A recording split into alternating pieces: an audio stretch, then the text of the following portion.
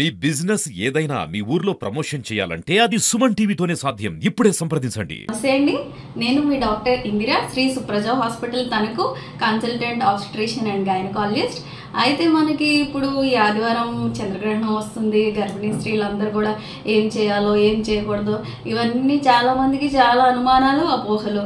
ఎందుకంటే ఈ వారం నుంచి నాకు వచ్చే ఓపీల్లో అందరూ ఈ అనుమానాలు, ఏమండి ఈ టైంలో డెలివరీ వచ్చేస్తుందేమో, మాకు వస్తే మరి ఏమన్నా బిడ్డకు కానీ తల్లికి కానీ ఏమన్నా అవుతుందా, ఈ అనమాట. నిజంగా చంద్రగ్రహణం టైంలో డెలివరీ అయినా కానీ బిడ్డకు కానీ తల్లికి కానీ జరిగేది హాని అయితే ఏముండదండి. ఇద్దరు ఆరోగ్యంగా ఉండటానికే 100% అవకాశాలు ఉన్నాయి. కాబట్టి మీరు అలాంటి అపోహలు మాత్రం తొలగించుకోండి. అలాగే ఆ టైంలో గర్భిణీ స్త్రీలని ఇలాగే ఉంచాలా, ఒక రూమ్లో బంధించేసి వాళ్ళని అసలు బయట కూడా తిరగకుండా చేయడం, ఇలాంటివి ఏం పెట్టుకోవద్దు.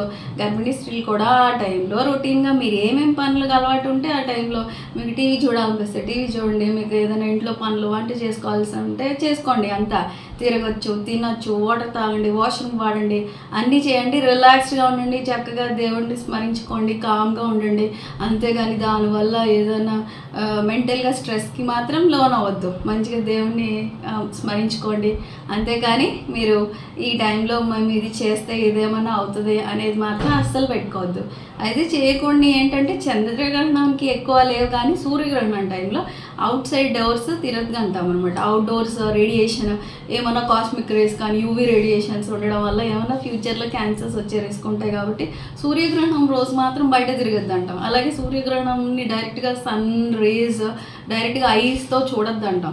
ఎక్స్రేస్ ఏదైనా షీల్డ్తో చూడమంటాం, దానికి సంబంధించిన స్పెక్స్తో చూడమంటాం. ఎందుకంటే ఐ డ్యామేజ్, రెటీనా డ్యామేజ్ ఉంటుంది. కాబట్టి ఈ మనము జాగ్రత్తలు ఏమన్నా చెయ్యకూడని అనేది చెప్తాం, కానీ మిగతాయి మాత్రం ఏమీ అలాంటి అపోహలు పెట్టుకోకండి. అలాగే ఇప్పుడు మనము ఏదన్నా పెద్దవాళ్ళు నిజంగా చెప్తే వాళ్ళ మాటలు కూడా ఏం కొట్టిపారేయద్దు. వాళ్ళు ఏమన్నా అన్నారనుకోండి, ఇది చేయండి, తులసాకులతో ఫుడ్ మీద కవర్ చేయండి అని, అరుపుడు స్నానం చేయండి అంటే మనకి ఇబ్బంది లేనంత వరకు వాళ్ళని కూడా, వాళ్ళ సిద్ధాంతాన్ని కూడా మనం కొట్టిపారేయకూడదు. వాళ్ళ నమ్మకాన్ని కూడా మనం తోసి పారేయకుండా వాళ్ళ మాటలు కూడా వినొచ్చు. కొన్ని పాటించే వరకు పాటించండి.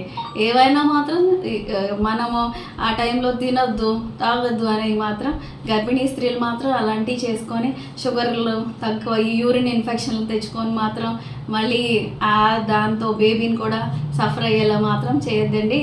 మీరు మాత్రం చక్కగా ఈ టైంలో కామ్గా ఉండి ప్రశాంతంగా రిలాక్స్డ్గా మీకు ఏ పని చేయాలంటే అవి చేసుకొని మంచిగా మీరు ఈ గ్రహణం ఉందనేది మాత్రం అదేదో మనకేదో ప్రమాదం వచ్చి పడుతుంది అన్నట్టు మాత్రం అస్సలు పెట్టుకోకండి. Thank you.